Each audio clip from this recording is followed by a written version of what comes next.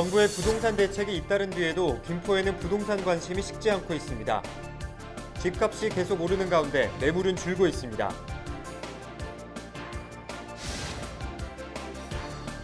김포시가 최근 고층 아파트 건설이 불가능한 지역에서 조합원을 모집하는 지역주택조합이 있어 특히 주의할 것을 강조하고 있습니다. 지자체들마다 내년도 주민참여예산 사업을 잇따라 준비하고 있습니다. 어떤 사업들이 포함됐는지 계양구 상황을 살펴보겠습니다. 부천시의회 국민의힘 일부 의원들이 절도 등의 혐의로 법정 구속된 이동연 의원의 제명권을 놓고 10월 원포인트 임시회를 시도했지만 동료 의원들의 서명 동의가 부족해 열리지 않았습니다.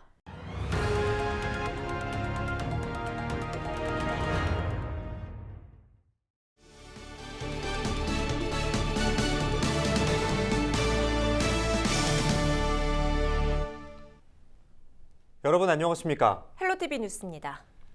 6.17 부동산 대책 이후 김포 부동산 시장에 쏟아진 관심이 쉽게 식지 않고 있습니다. 신축 아파트를 중심으로 거래량은 물론 집값도 크게 뛰었는데요.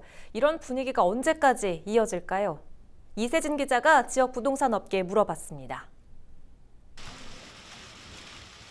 정부의 6.17 대책 이후 김포 부동산 시장에 쏟아진 관심은 거래량에 그대로 반영됐습니다. 집값도 상승세를 타면서 신축 아파트 값은 분양가에서 2배 이상 올랐습니다. 매매가 같은 경우는요, 올 상반기 기준으로 놓고 보게 되면 평균적으로는 20에서 30% 정도 올랐고요. 그리고 특정 지역 같은 경우는 올해 거의 제가 볼 때는 두 달, 세 달, 2, 3개월 사이에 거의 2배 가량 금액이 오른 곳도 있습니다. 서울과 가까우면서도 부동산 규제에서는 벗어나 있다는 점이 가장 큰 이점으로 부각됐습니다. 지하철이 들어온다, 뭐 옆에 무슨 뭐 큰 뭐 마트가 들어온다, 이런 것들은 어디가나 다 있거든요. 근데 김포는 지금 제가 느끼는 바로는 서울하고의 접근성이 좋으면서 비규제 지역이다 보니까 그게 가장 큰 것 같아요. 뭐 큰 호재를 떠나서 여기를 찾는 사람들의 그런 수요는 서울의 접근성과 그다음에 아직까지 그렇게 높지 않은 매매가. 여기에 정부가 내놓은 광역교통망 계획도 호재로 작용했습니다. PTX-D 이슈가 있습니다. 그래서 올해 하반기에 이제 경기도에서 김포를 기점으로 하남을 종점으로 하는 그걸 용역을 해서 1.02라는 안정적인 수치가 나와서 그걸 국토부에 제출을 했고, 그거에 대한 기대감이 있어서. 그렇다면 이런 분위기는 언제까지 이어질까? 김포 쪽에서 많은 사람들이 오는 이유가 서울 경기 인근에 임차인 분들이 실수요자들의 움직임이 굉장히 큽니다. 그런데 김포시도 올 이 물량을 거의 지금 마무리하고 있는 시점이기 때문에 이런 분위기는 당분간 지속될 것 같습니다. 그동안 김포를 지속적으로 괴롭혔던 것이 엄청나게 많은 공급 물량인데, 올해 이후로 김포에 공급되는 물량, 이제 큰 물량들이 종료가 됐습니다. 그래서 이제 더 이상 물량이 없기 때문에 그것도 또한 호재가 될 수 있다. 하지만 변수는 있습니다. 언제라도 규제 지역이 될 수 있다는 우려는 남아 있습니다. 규제 지역에 들어가느냐 아니면 들어가지 않고 지금 상황을 그대로 유지하느냐에 따라서 차이가 있는데요. 규제 지역에 들어간다라고 하면 다른 여느 지역과 똑같이 그 전반적인 거래량이 감소로 이어질 겁니다. 그리고 거래량 감소로 하게 되면 지금 금액 정도는 상승세는 조금 멈출 것 같고요. 보합 정도 유지할 수 있는 그런 분위기가 될 것 같고요. 청약이나 그다음에 대출 문제나 세금 문제가 있어서 여기도 김포도 똑같이 규제적으로 묶이면 그러한 수요들이 제가 볼 때는 또 다른 비규제 지역으로 찾아가거나 뭐 아니면 좀 거래량은 확실히 줄어들 것 같습니다. 다만 이마저도 우려할 만큼의 악재는 아닐 것이라는 기대도 혼재해 있습니다. 최근에 지어진 신규 아파트 외에는 크게 효과가 띄지 않은 것도 사실이고요. 그래서 지금 조정 지역으로 안 먹힐 가능성도 되게 많다. 적경지도 있고 여기가 또 서해안 또 개발 계획에도 묶여 있기 때문에 안 될 가능성도 많지만, 또 반대로 적경 지역으로 묶인다고, 조정 지역으로 묶인다고 하더라도 뭐 검단처럼 지근거리에 투기 조정 지역이라든가 이런 것이 있기 때문에. 지역 부동산 전문가들은 김포에 쏠린 관심은 쉽게 가라앉지 않을 것이라면서도 정부 정책이나 경기에 따라 상황이 달라질 수 있다며 속단은 경계했습니다. 헬로티비 뉴스 이세진입니다. 김포시가 지역주택조합에 가입하려는 주민들에게 주의를 당부했습니다. 김포시는 지역주택조합의 경우 일반 분양주택보다 저렴하게 주택 마련이 가능하다는 장점이 있지만 토지나 사업 계획이 확정되지 않은 상태에서 사업을 추진하는 경우가 많아 도중에 사업이 무산될 위험이 있다고 강조했습니다. 특히 도시관리 계획에 따라 아파트 건설이 불가능한 지역에서 조합원은 모집을 하는 경우 계획이 변경되지 않아 사업이 무산될 가능성이 있다고 덧붙였습니다.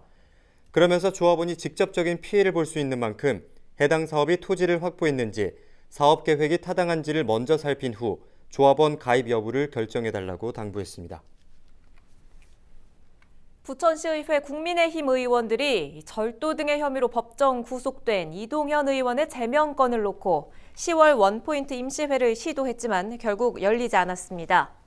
부천시의회는 6일 국민의힘 일부 의원들이 이동현 의원 제명을 위한 윤리특위위원회 구성 등의 안건으로 동료 의원들에게 임시회 개최 동의를 요청했지만 정족수 10명의 동의를 얻지 못해 임시회를 소집하지 못했다고 밝혔습니다.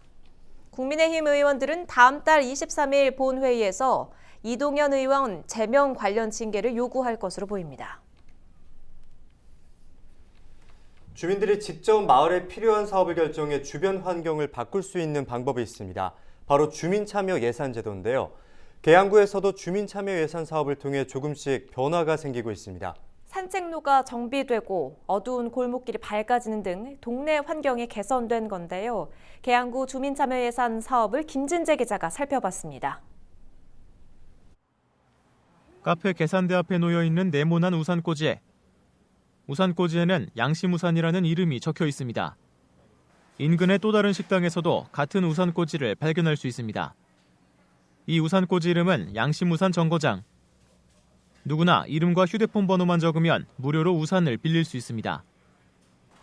계양구 작전일동 주민자치회는 지난 5월 구 주민참여예산 사업의 일환으로 양심우산 정거장 8곳을 동네 곳곳에 설치했습니다. 주민참여예산 사업은 예산 편성 등 사업 과정에 주민이 직접 참여하는 방식. 양심우산 정거장 외에도 전봇대를 정비하고 마을 축제를 기획하는 등 주민들이 원하는 사업을 직접 선정해 시행하다 보니 반응도 좋습니다. 여름에 제가 한 2번 정도 이렇게 썼거든요. 근데 갑자기 비 오는데 굉장히 당황할 때가 많잖아요. 양심우산이 있어서 정말 좋게 활용을 했던 것 같아요. 생각부터 많이 좋아졌고요. 첫 번에는 사실은 이게 긴가민가 시작했는데 지금 보면은 많이 좀 좋아진 것 같아요.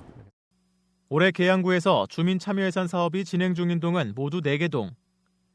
이 중 효성 1, 2동과 작전 2동은 인천시로부터 예산 1억 원씩을 지원받아 사업을 추진 중입니다. 시 예산을 받는 3개 동 중 다른 동보다 먼저 주민자치회 시범 운영에 들어갔던 효성 1동은 지난해 주민들이 총회를 열고 직접 올해 사업과 시행 우선순위를 결정했습니다. 이를 통해 지난달에는 예산 2천만 원을 들여 봉오대로 중앙에 있는 산책로 1km 구간의 정비를 완료했습니다. 주민자치회를 시범 운영하던 효성 1동과 작전 1동 외 나머지 10개 동에서도 지난 3월 주민자치회가 출범하면서 각 동에서는 주민총회를 통해 내년도 사업을 발굴했습니다. 특히 올해는 코로나19로 인해 대면 회의가 제한되면서 지난 8월 29일 효성 1동 주민자치회를 시작으로 온라인 방식의 주민총회가 열렸습니다. 온라인 주민밴드를 통해 생중계하는 방식으로 주민총회를 개최하였습니다. 총 723명의 주민이 참여해 주셨고 총 11개의 주민참여 예산 사업이 주민의 투표로 결정이 되었습니다. 이렇게 주민총회를 통해 12개 동에서 발굴된 내년도 사업만 142개. 사업비는 20억 6천만 원 규모입니다. 계양구는 다음 달 심사를 통해 발굴된 사업들 중 120여 개 사업을 내년도 주민참여예산 사업으로 최종 확정할 계획입니다. 주민참여예산 심의위원회를 거쳐서 최종 결정이 되게 되는데요. 120개 사업 정도가 아마 최종적으로 내년에 진행이 될 거로 예상하고 있고요. 아마 거의 동에서 결정된 우선순위대로 주민참여예산 심의위원회에서 결정이 되게 될 거고요. 행정기관을 통해서만 이루어지던 예산 과정 전반에 지역 주민들이 직접 참여하면서 주민이 아니면 알 수 없던 동네 구석구석의 문제가 조금씩 해결되고 있습니다. 헬로티비 뉴스 김진재입니다.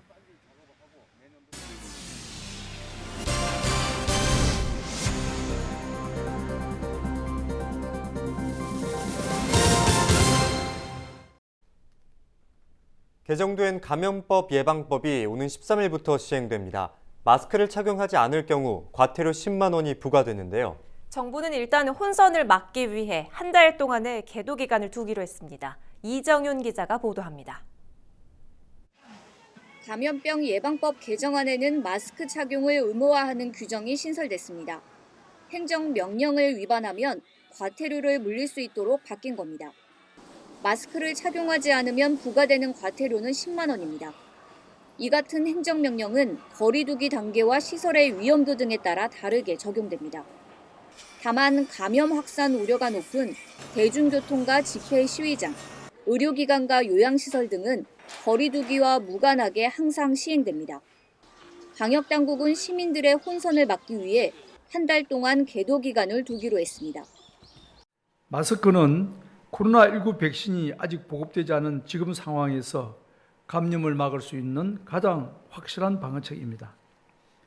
과태료 부과는 이에 대한 이행력을 확보하기 위한 수단일 뿐이며 마스크 착용이 우리 생활 방역 문화에 뿌리 깊게 자리하려면 전적으로 국민 여러분들의 동참이 필요합니다. 착용이 인정되는 마스크는 KF94와 KF80, 비말 차단과 첫 마스크, 일회용 마스크 등입니다. 망사형이나 밸브형 마스크 또는 스카프 등 옷가지로 얼굴을 가리는 것은 마스크 착용으로 인정하지 않습니다. 마스크를 썼어도 입과 코를 완전히 가리지 않으면 과태료가 부과됩니다. 다만 만 14세 미만 어린이나 발달장애인, 마스크를 쓰면 호흡이 어려운 사람들에게는 과태료를 부과하지 않을 방침입니다. BTV 뉴스 이정윤입니다.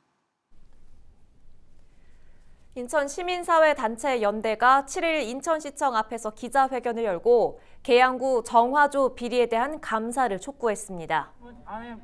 이들은 지난 2013년 정화조 업체들의 청소비용 부당 청구, 실적 보고서 조작 등의 의혹이 제기된 가운데 계양구청의 관리감독 소홀과 특정 업체의 특혜 의혹까지 있는 상황이라고 주장했는데요. 특히 최근 국무조정실에서 공개한 감사 자료를 통해 의혹 상당 부분이 사실인 것으로 확인됐다고 밝혔습니다.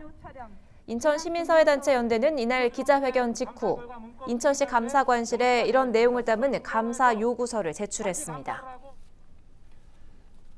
부평구의회가 7일 제240회 임시회를 시작했습니다.